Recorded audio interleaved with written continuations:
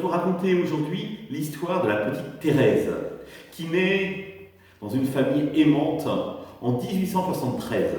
Elle est la cinquième de la famille, et il y a 4 filles au-dessus d'elle. Et à 4 ans, elle vit un drame, c'est que sa maman meurt. Et évidemment, la petite Thérèse est très marquée. Et elle choisit sa sœur aînée, Pauline, comme maman de substitution. La famille vit heureuse et aménage à Lisieux. Et pour Thérèse, il y a un drame, c'est que Pauline va quitter la maison pour rentrer chez les Carmélites.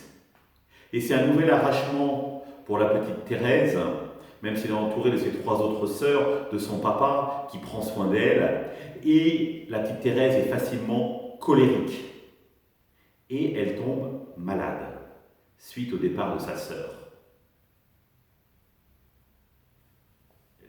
Son papa, évidemment, est très inquiet.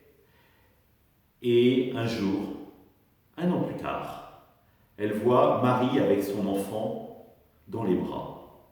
Et elle se dit, mais oui, je suis aimée par Dieu. Et cela va complètement changer sa vie. Là où elle était mélancolique, elle va mettre de la joie dans sa vie de famille. Parce qu'elle va réaliser finalement qu'aimée par Dieu, elle est invitée à transformer la vie des autres. Et elle n'a plus qu'un désir au cœur, c'est rentrer au Carmel à son tour. Le problème, c'est qu'elle est trop jeune. Alors que ses 4 sœurs aînées sont devenues religieuses, elle reste seule avec son père et n'a qu'un désir, rentrer à son tour au Carmel. Donc elle organise avec son papa un pèlerinage à Rome, et là, elle va voir le pape, alors qu'elle n'a que 15 ans, pour lui dire « Voilà, je voudrais rentrer dès cette année au Carmel ». Et le pape va lui répondre sagement « Le temps viendra au moment opportun ». Mais la petite Thérèse ne se laisse pas abattre, et elle va rencontrer l'évêque, et elle insiste tellement qu'elle va pouvoir rentrer au Carmel bien avant l'âge requis. Là, elle retrouve ses sœurs, et notamment sa sœur aînée, Pauline, qui est devenue la mère abbesse du Carmel. Et en voyant l'évolution spirituelle de sa sœur, Pauline lui demande d'écrire sa vie, son enfance. Elle écrira un livre qui s'appelle « Histoire d'une âme », qui reliera toute sa vie depuis son enfance et qui pour raconter l'expérience qu'elle fait de Dieu. Moment extraordinaire finalement, où la petite Carmélite vit une vie toute simple de Carmélite, mais vécue avec Dieu, et cela change tout.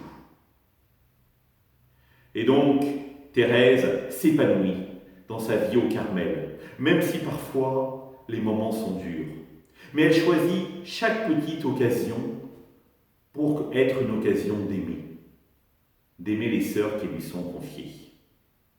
Et elle se lie d'amitié avec des prêtres qui sont en mission. Elle leur écrira, elle les exhortera d'avoir une vie sainte, d'annoncer le Christ et seulement le Christ. Alors qu'elle est toute jeune, elle devient assistante des novices, c'est-à-dire de ceux qui rentrent au noviciat pour devenir religieuses, pour pouvoir les aider à grandir dans la vie spirituelle. Une vie toute simple, une vie ordinaire, mais une vie vécue en Dieu. À 23 ans, elle est atteinte de la tuberculose et elle s'éteindra doucement, sans faire de bruit, en 1897. Très rapidement, les gens commencent à la vénérer comme une sainte. Et 20 ans plus tard, en 1927, le pape la déclarera sainte.